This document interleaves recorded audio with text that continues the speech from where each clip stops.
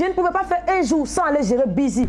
Malgré qu'il me voyait sortir, il pouvait me donner l'argent du marché. Il dit, Samy, va faire le marché. Je prends l'argent là, je vais boire avec. Quand il me donne l'argent, il dit, Samy, va acheter telle chose. Je prends, je vais avec mes camarades, je vais dans des endroits vraiment compliqués. J'étais dans le fumoir, en train de fumer la drogue, en train de fumer la cigarette, vraiment. C'était devenu autre chose. Mais mon père, il était rempli d'amour pour moi. Lui et ma mère, tout le temps, ils priaient pour moi. Ils priaient pour moi. Et c'est comme ça qu'un jour, il m'a dit, le Saint-Esprit me dit que tu veux sortir. Mais je te dis quelque chose, c'est que là où tu veux partir, là, il ne faudrait pas que tu partes. Parce qu'il y a quelque chose qui va t'arriver là-bas. Et comme j'avais l'habitude de mentir, si c'est quand tu es dans le péché, tu vas finir forcément par devenir menteur ou menteuse. Donc ma vie était comme ça, tout le temps dans les mensonges. Je dis non papa, je n'ai pas sorti, je vais sortir par là où non papa, je ne sors pas, je suis là. Je suis là aujourd'hui, je ne vais pas aller quelque part. Il dit le Saint-Esprit me dit que tu veux sortir. Mais je vais te dire quelque chose, c'est que où tu vas là, si tu vas, quelque chose va t'arriver. Tu vas témoigner que mon Dieu est puissant, tu vas témoigner que mon Dieu est vivant. J'ai dit je ne vais pas sortir. Et quand il a fini de parler, il a dit oh c'est des histoires. J'ai pris ma route, je suis allé à Yopougon, dans un bar, dans une boîte de nuit. J'étais dans le show toute la nuit, dans les bars. Et jusqu'au matin, j'étais chez ma camarade. Quand j'étais chez ma camarade, elle me disait, Samy, tu ne vas pas rentrer à la maison. Je dis, bon, je vais rentrer parce que mes parents m'attendent.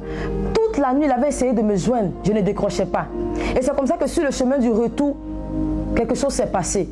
Écoutez, si aujourd'hui j'ai la force de rendre ce témoignage, c'est qu'il a vécu quelque chose d'incroyable. Le Seigneur m'a transformé, il a touché ma famille.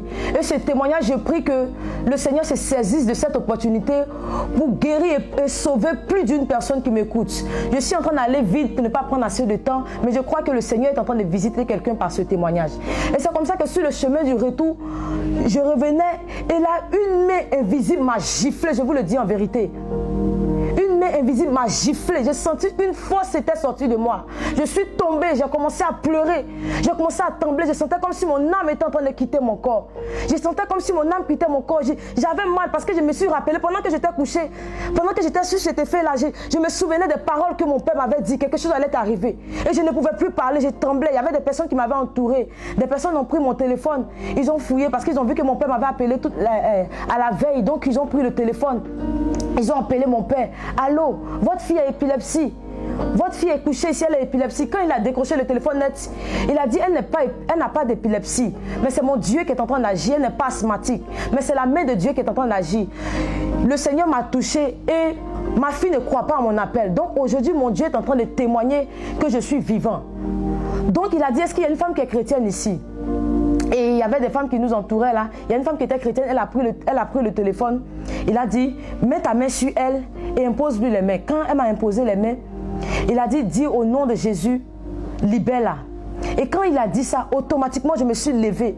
Et les femmes étaient tous étonnées. Qu'elles ont commencé à dire, mais si on savait que Jésus pouvait sauver de cette manière, il y a longtemps on avait donné notre vie à Jésus. Si on savait que Jésus pouvait sauver nos enfants comme ça, on n'allait plus s'inquiéter et on allait confier nos enfants à Jésus. C'était incroyable. C'est de là que tout est parti. C'est de là que tout est parti, que le Seigneur a commencé à faire un travail incroyable dans ma vie. Il a commencé à me transformer petit à petit. La drogue que je n'arrivais pas à abandonner.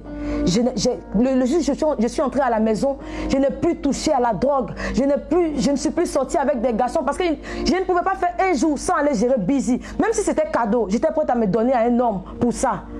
Pour des miettes, j'étais prête parce que j'étais possédée. Je n'arrivais plus à contrôler ma vie. Mais quand le Seigneur m'a démontré qu'il était vivant, qu'il était Seigneur par la vie de mon père, la transformation a commencé à venir petit à petit. Petit à petit, le Seigneur a commencé à me toucher jusqu'au point de m'enlever dans la drogue, m'enlever dans la cigarette, m'enlever dans l'alcool. J'étais accro à tellement de vices.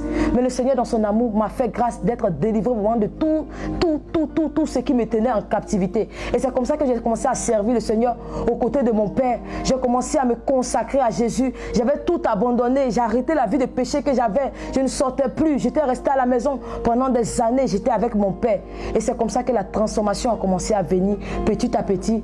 Et jusqu'à aujourd'hui, je suis en train de vous rendre ce témoignage de ma vie, de ce par quoi je suis passée. J'ai été vraiment bref pour ne pas prendre assez de temps. Et c'est comme ça que la transformation est venue dans ma vie. Et c'est comme ça qu'il a permis à ce que je puisse débuter ma carrière en tant que chantre de l'Éternel. Et je suis là devant vous aujourd'hui à vous conter mon histoire. Que Dieu vous bénisse.